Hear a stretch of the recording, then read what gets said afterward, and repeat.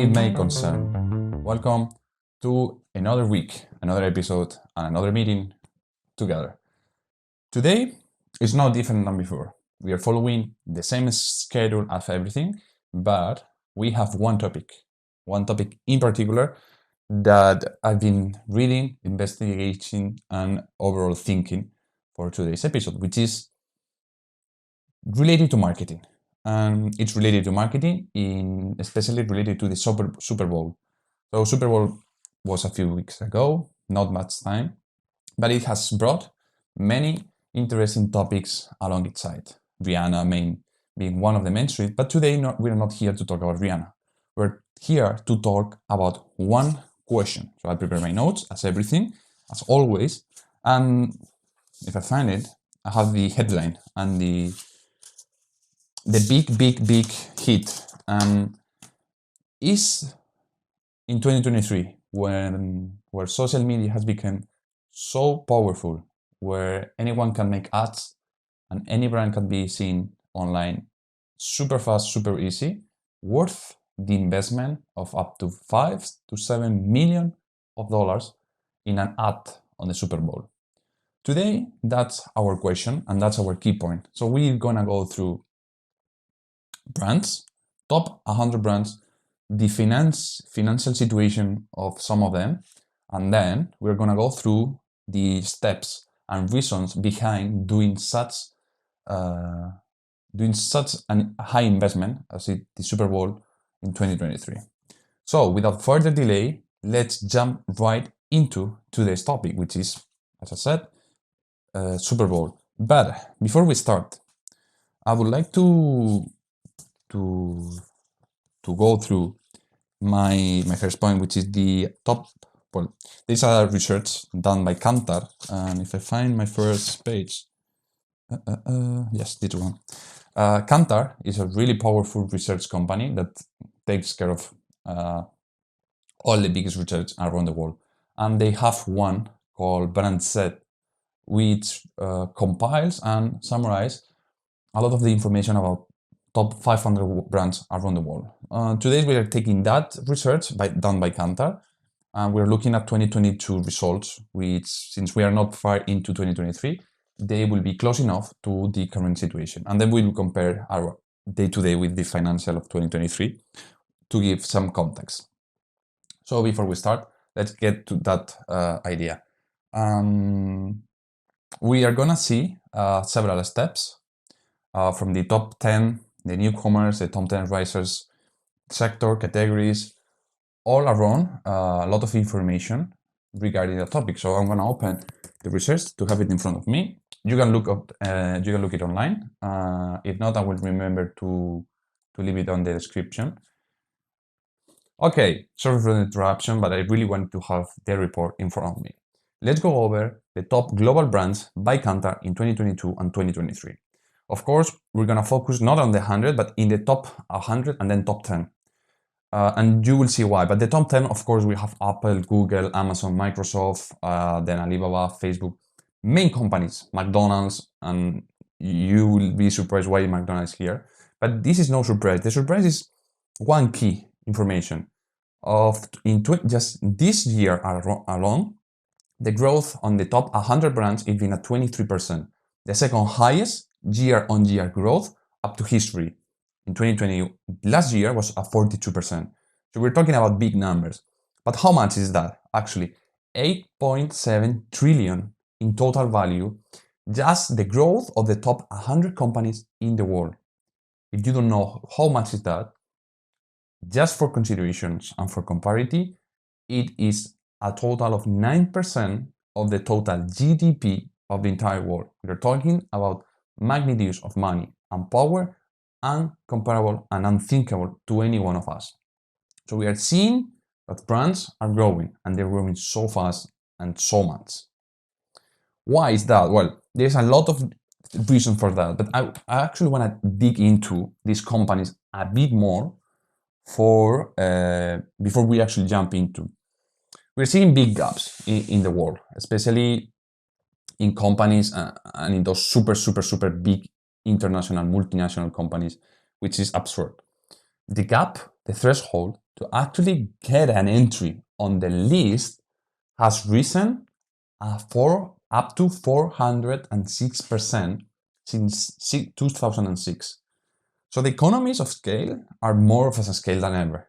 They're growing an insane amount in a pace that is uncomparable. And it's actually incredible and frightening at the same time. We need to be worried because those are big numbers and we don't know how much this big bubble of growth can actually keep really going.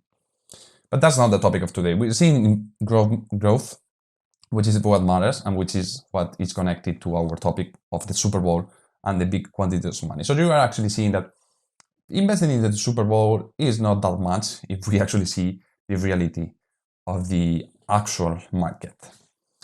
Let's go through newcomers because I really found them interesting. So of course, Kantar reflects and summarizes the big companies, the top 10, but there are actually what they call newcomers for those companies that wasn't there and has recently so much and so fast that they should be looked into.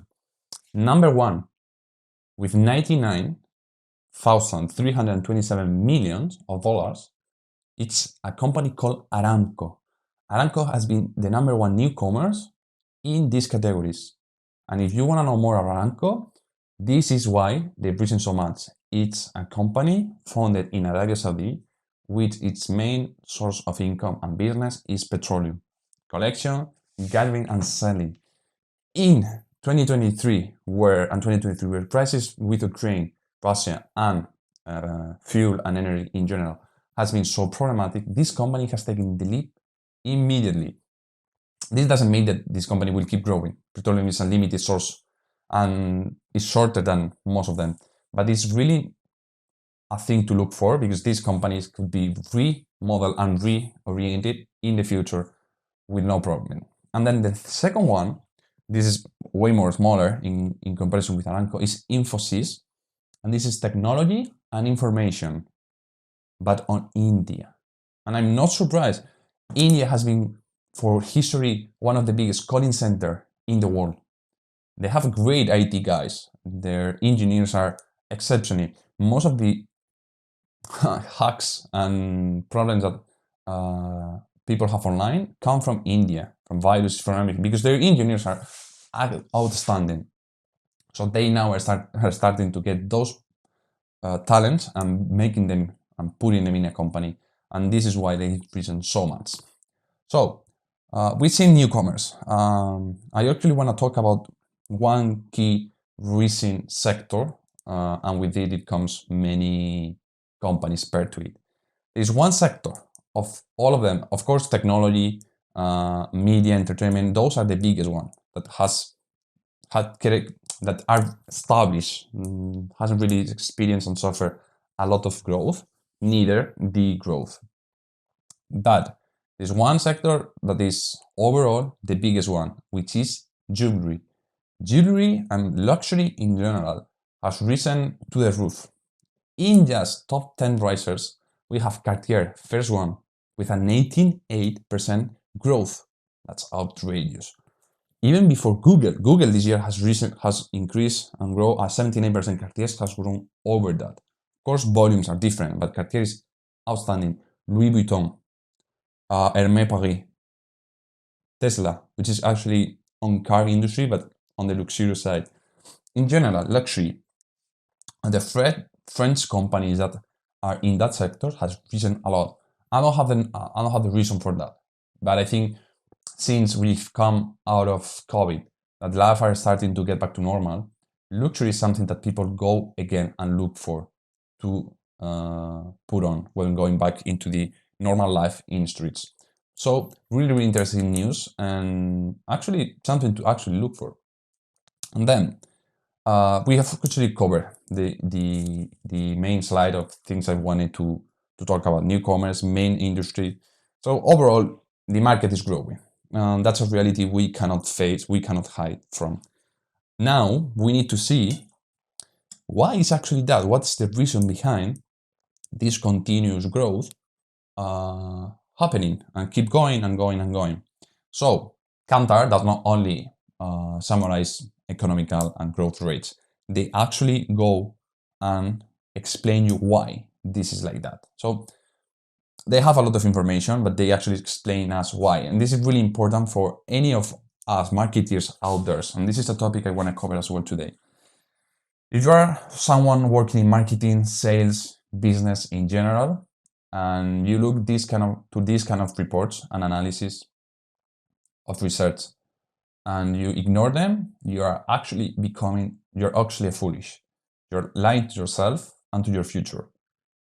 If there is something that we need to understand in this upcoming world, is that data is more valuable than ever. Telecommunications, data analysis, and data scientists in general are rising, and many positions are open to that. So we need to be able not only to produce that information, but to read it, to actually use that in our field of expertise. Of course, the amount of money that Apple is making, the percentage of growth that Apple is doing, does nothing to me. But understanding the causes behind those numbers is what actually is going to serve me as a marketing guy, as a sales guy, in my business, in anything of my life. Because I'm not going to be able to use 100% of that knowledge, but by using only 1% of it, you and I will be able to progress faster than the competitors. And that's what matters. Now, Kantar is outstanding. I'm a fan of their work, and especially brand set, because branding in general and companies are wonderful. The guide on this report comes from 5.4 billion data points. 4.1 million consumer interviews. Amazing. 19,250 different brands compared and analyzed 522 categories and 51 markets. Overall, the scale and the magnitude of this report is astonishing. And that's why it took almost a year to go through all of that. The amount of people working in this, it's unbelievably high. And that's why it's so valuable to look for these kind of reports. So now that we know that, how did Kantar and what are we actually looking at this report and brands in general? What are the attributes that make them different and that allow them to be where they are up today? There's 3 key elements for brands to accomplish or to follow if they want to be successful in the long run. Meaningfulness, difference, and salience. And these 3 different attributes are key, not only for them especially, but for us, because we are actually able to use some of those techniques into our world. So what does this mean? Meaningfulness, of course, your value, your product, your service need to be meaningful. For who? For the customer. If there is no solution proven, it's not going to go anywhere. And meaningfulness, I would actually expand it in 2 attributes. Easiness of use, okay, and then utility. Meaningfulness, I would say, is the addition of easy to use and utility. Most of the time, this never happens. A product is easy to use, but doesn't really have any purpose, and it's not useful for you at all. Or the utility is so high that it's super hard to use. That's what actually happened. If you actually manage to have both easy to use and high utility, the third element that comes in is price and cost, and it would be so expensive that you will never be able to produce it or to buy it. So that's a role where you play with meaningfulness. Difference, once you have that product are no night and day on differences. Differences are so subtle that most customers won't even be able to understand and notice them. So what you need to be is to be different in your communications, in your campaigns, in your logistics. There are so many elements that you need to be different for. Which one is it the right one? As we always say, there is no right or wrong. You need to try. You need to analyze the competitors. And if you are a telecommunication company, you need to see what are the big ones doing. If you are a pharmaceutical one, what are the big ones doing? You need to actually look for others' work to actually implement it and change yours and utilize it in a way. Then salience. Salience is a combination of several hidden factors that Kantar has, but overall salience is just that missing element of greatness that companies has. Connection with consumers, outstanding in one element, and segmenting perfectly the needs, ideas, and consumers. So your product salience on each one of those elements. So yeah, those are three main categories and attributes that I wanted to cover because I think that they are valuable, super valuable. And then they actually put metrics on different other ones, and then they calculate the financial value, the brand contribution, and overall the brand value, which is what they show and what we've been talking about. So we said it just on 2021, and from 2021 to 2023, the growth of companies was 42%. This previous year, it's been a 23% second greatest annual rise, 2 years consecutive. Top brands are thriving as never before. This is they're doing something amazing. We need to be aware because everything is not infinite. There will be a moment of cap potential. And when that comes, we need to be aware and ready to utilize what is left, so we, in our companies and in our life, can succeed. Okay. Ooh, that's been long and super intense talk. I like to drink in as we go. So we know brands. There's one more study. This one I'm gonna do it super casual with you, which is different financial value of companies in 2023. This is updated, okay? I don't have access to the whole spreadsheet of information because it's limited under subscription, but we can actually see the top ones globally. Okay, we said Apple was top one.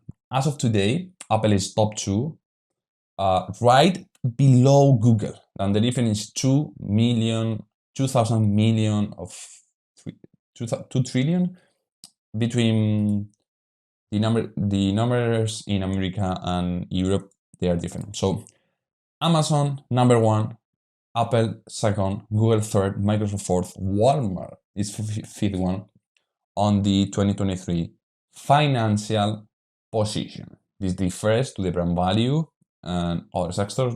Information can be looked for. But what we clearly see is the big three, Apple, Google, and Amazon being there, Microsoft getting closer and closer. And then things are condensed on technology. So if you are looking for a place to go to technology. But we clearly see that year after year, the growth of those companies is not only established, but keep going up, which is absurd. And that's one of the main reasons people keep investing and putting such...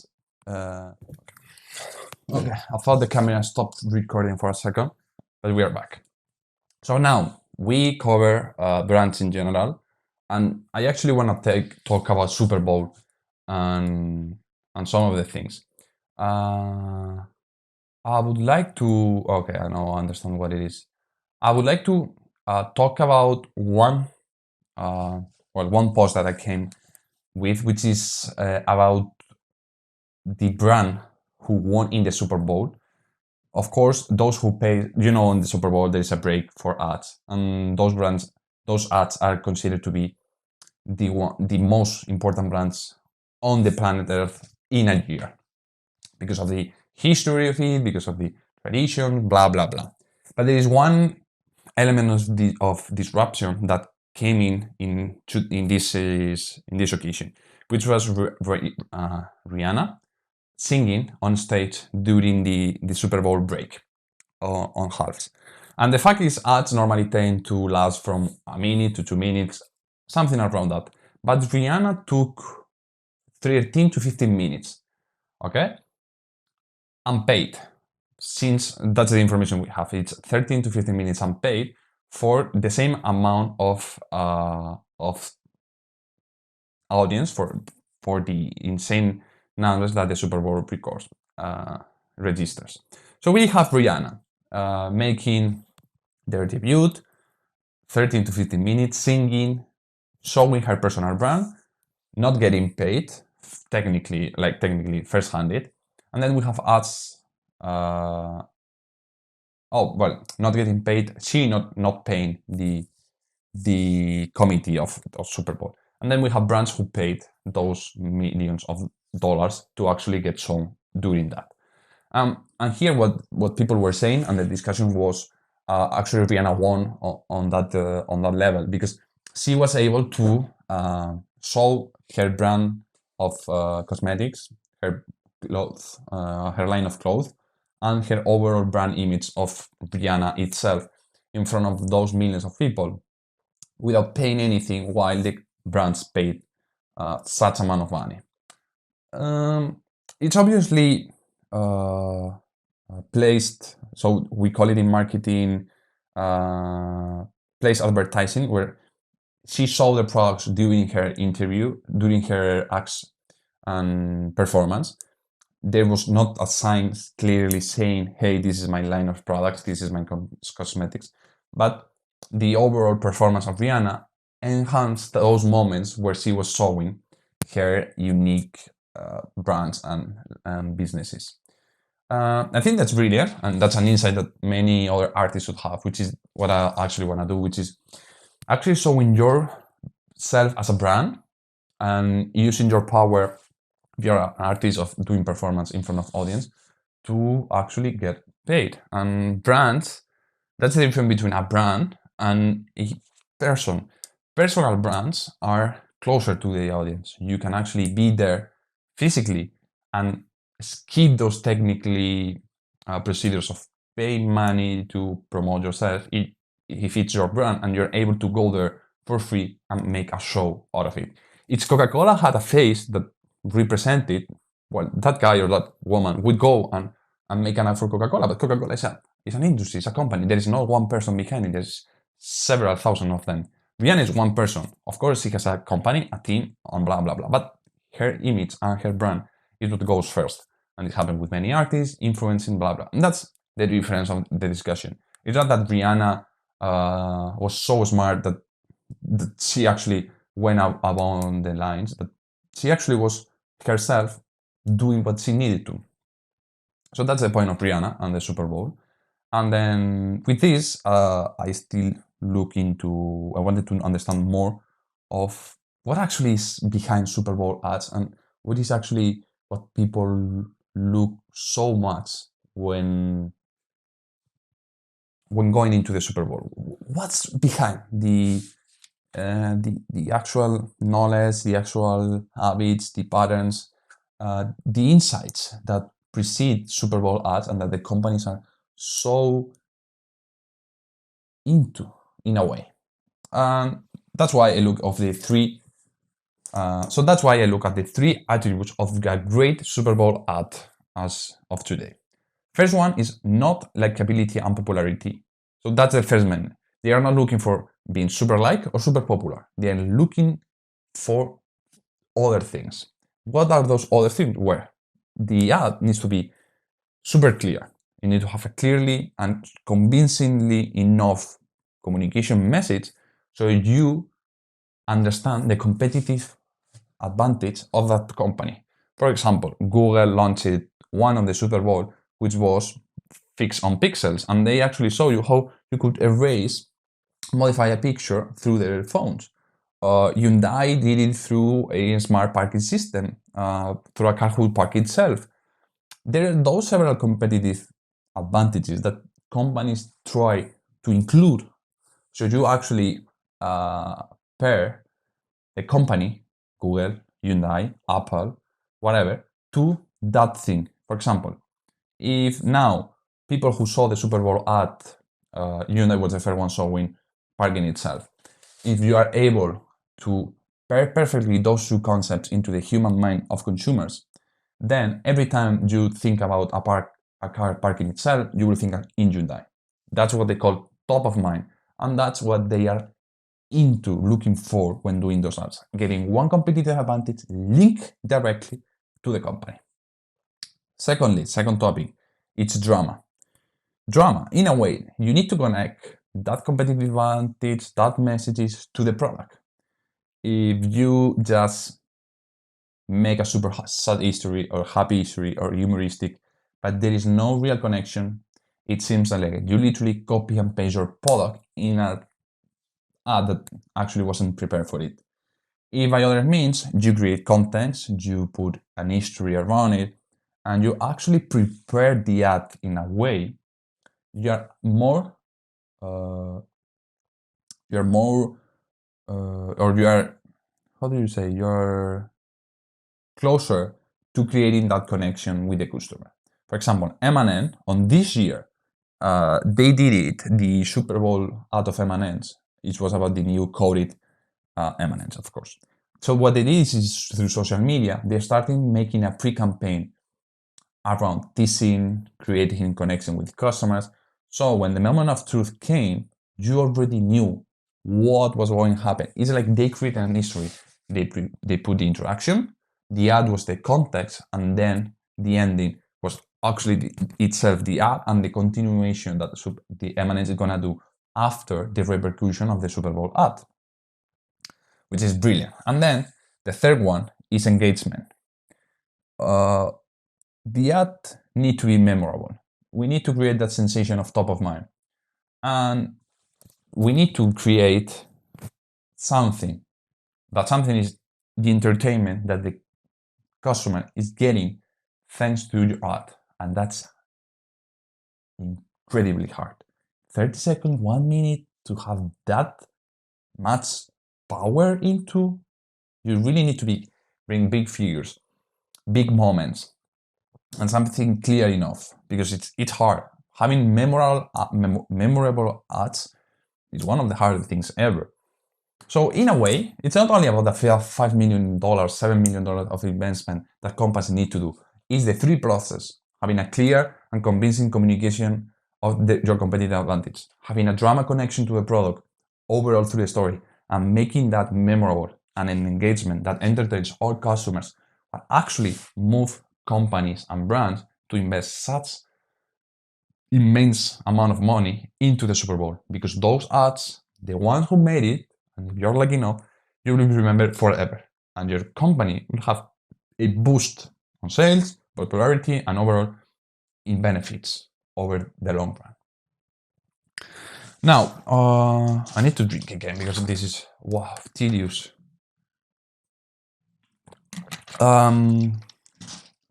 We need to discuss one more thing. Well, not to discuss, we need to go over one more thing.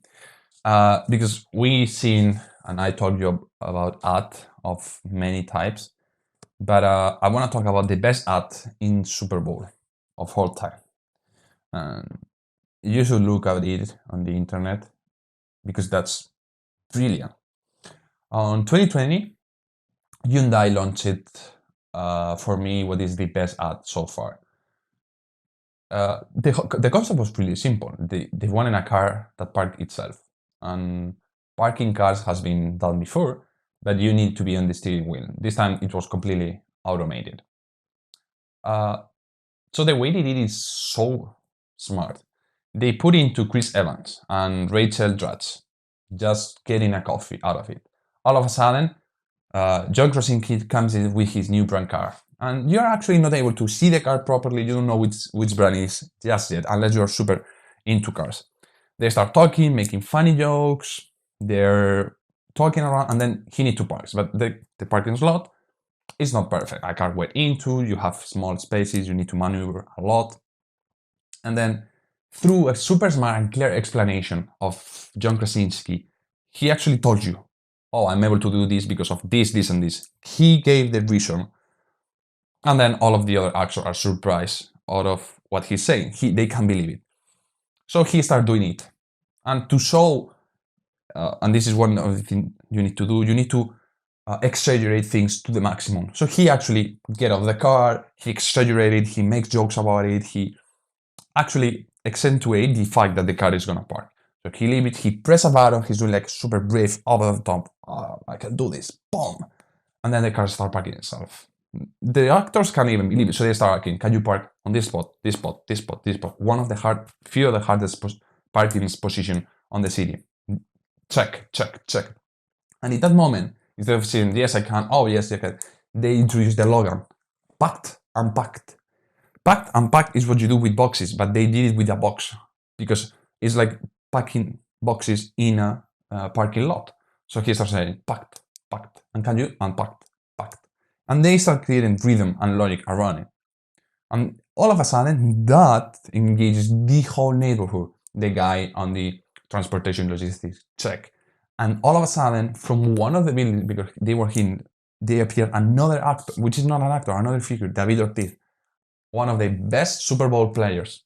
Even Chris Evans, and John Krasinski are impressed of seeing him there, more impression. So you end up with the sensation of, wow, what an ad, memorable, actors. And overall, the cast is there, packed and packed. A slogan, a rhythm, and a clear explanation that became one of the best ads so far. If you haven't seen it, highly recommend you, because how they ticked every one of the boxes was sensational. And they did it, and they got everyone there on the USA. So wow, I'm impressed. So yeah, that's the other thing I wanted to say around it. Let's finish up with the conclusion to our today podcast, which is, okay, then finally, is this Super Bowl ad an investment that will keep going over time?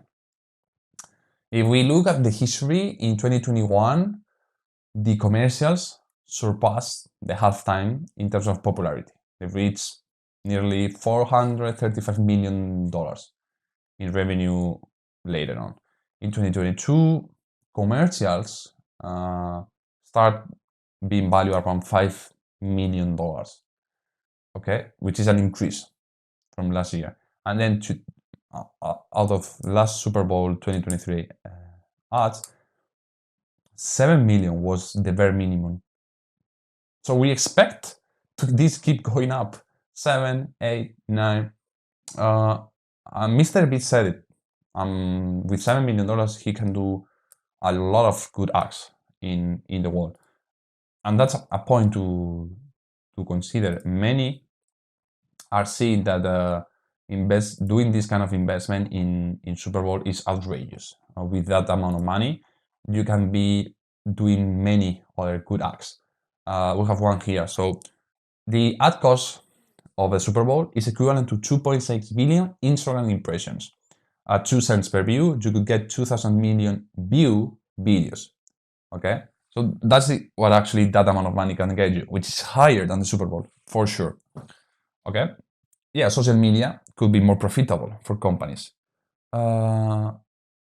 Then you say, this is for comparison. Would you rather have 5.2 million Super Bowl ad or be featured in an 8 post from Selena Gomez, which give you a lot of impressions on social media? What else we have? With the cost of Super Bowl ad, 5.3 million, you could buy 357.1 million mobile video ad impression, which is the amount of 70.25 million minutes or 32 years worth of mobile video ads. We're seeing a clear disparison between how much traditional media cost compared to online one, and how online media reach many more than through traditional media. And that's insanely high. Yeah, it's true. But behind choosing one or the other, there are key facts. And those are the key facts that companies look for. We've seen the key moments or key elements for ads to be memorable, but they actually analyze those ads. It's not only for the sake of it. And there are several steps, but let's go over them. The first one is accurately measure massive and unfashionably human audience. It's like the perfect scenario year over year. For 30 seconds to 1 minute, you have a super big amount of audience that you completely know their likes, their profiles, age, the demographic elements of each one of them. Because year after year, they've been the same. It's like having a fixed sample every year so you can test, analyze, and track. That's unmeasurable. Social media has access to insane amount of people, even higher, but the demographics of them are super diverse. On the Super Bowl, you have a fixed sample that is never moving and that you can analyze year after year after year, which allow you to have a tracking. And trackings allow companies to set goals, marks, and chapters for their strategies. And representation is insane. That's America. America is there, and you know who is there. So the representation is uncomparable to any other media out there. Then, of course, we have the engagement that brands get through the advertising, because people are looking for the moment. Super Bowl is look for the ads, and many people just look at the Super Bowl for the ads that they're putting in. Okay, then the funnel effect that we call in marketing is also powerful enough. Okay, you are avoiding the first steps, the filtration of others, because you're getting the amount of, you're going for exactly what you want. You know how fun is, so it's narrow at the end, and you need to go through these outer rings until you get to your target. Here you have your target. You don't need to do research. You don't need to, because you have the target. So you have the perfect funnel, which for the return of investment is 100 times better. If you know who to attack, you go directly for them, and then you're going to convince them because you knew that they wanted what you are showing them.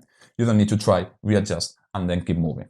It's faster and easier and gives you higher return of investment. Then,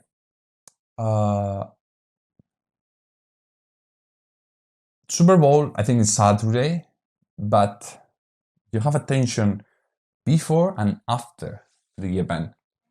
Okay, so normally you can actually use those moments of calm to start putting on other strategies, showing other products, interacting with the audience, putting the spotlight and preparing, which is what Hyundai or M&S did, and get that river moving. So everyone is in symphony what you're gonna show.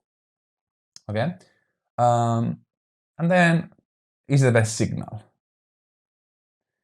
If your ad did well, if it didn't, if there was something off, anything that happens, you're gonna be able to know it from that moment. Because it's been going for so long, people are so used to that, you will know what will happen. You can actually know as a company who's not advertising there, okay, because you don't have the money. With what has been shown on the Super Bowl, you can predict with 99% accuracy what is the signal for the market and how is it moving. And then, of course, we have the integration with the event, the cultural elements, and many others. But overall is that it's like the Super Bowl. The Super Bowl is a company itself, and they created the perfect testing playground where they know how things are going forever, because it's settled. With even realizing we have the perfect environment for going there and showing our company products and ideas, which is invaluable. And this is it. This is the purpose of Super Bowl. This is the intention companies want. We have tons of videos. If you have free time, go online, look for the videos, because you will enjoy them. Every one of them is different. They have one idea, they have different elements. Take the list that I said today and analyze ads, analyze brands, what they do, how different are them from day-to-day life, or how different are them from your own country. because I truly believe that's, wow, astonishing in terms of perception, of reachment. I know people, especially those who live in the social environment, are against SuperBowl ads, or because they know they could utilize that money in different ways. But we need to remember that there are two worlds, but they're not different. They just work through other. The structure is different. That's it. But they complement each other. What we see in the SuperBowl can be translated into social media or social in general, or digital content, and then they can actually learn from digital content as well and implement one of our strategies. But it's two channels that complement, but they are not rivals or competitors. We need to learn from what they do, and we need to understand what brands do, so we can actually use them. I know this is quite technical, but I enjoy talking about it. And for you out there, if you're listening to this and you want to learn and you want to use the SuperBowl for your company, just go there, look for the ads, and take notes. What was meaningful? What was different? And what's they sellings on? What was the element that they did that caught my attention? How they create engagement? What was the drama? What was the history about? Did they do something before? Did they communicate the competitive advantage? And then reflect on yourself. Am I doing this? Is my product memorable? Is my competitive advantage clear? Am I saying the things how they should be done, or am I saying the things I want to say? Adapt, reflect, and change. Because what we need to take from this huge amount of money of investment is that they're working. So if they're working, it's because they're doing something right. And 1% of it could be utilized by us and to improve. For example, I use it to create a podcast and then content about it that no one is gonna watch, but for me, it's satisfaction. I create own satisfaction of getting into doing research, taking notes, writing down, reading. Not very well because I actually passed the topic, but I did, and I was able to find a use for SuperBowl, even though I don't have a company, I'm not gonna do any ads, but I found a way. So if I did it, anyone can. Why not? I think today's topic is completed. I don't know how long was it, if it was decent or not. I talk about what I wanted through my notes. I'm happy about it. I took this from, I always said it, post in LinkedIn and research, and I think it's wonderful. So next time, I've been saying for a while, I have the polarization research topic going on that I would like to read and talk about it and kind of explain it in the best possible way I can. And then I have some metaverse ones, some other studies, but any ideas, any topics that you may find interesting are more than welcome. So this has been all. To whom it may concern, I hope it was worth it, it helped, and you can use it in your life somehow. So until the next time, see you.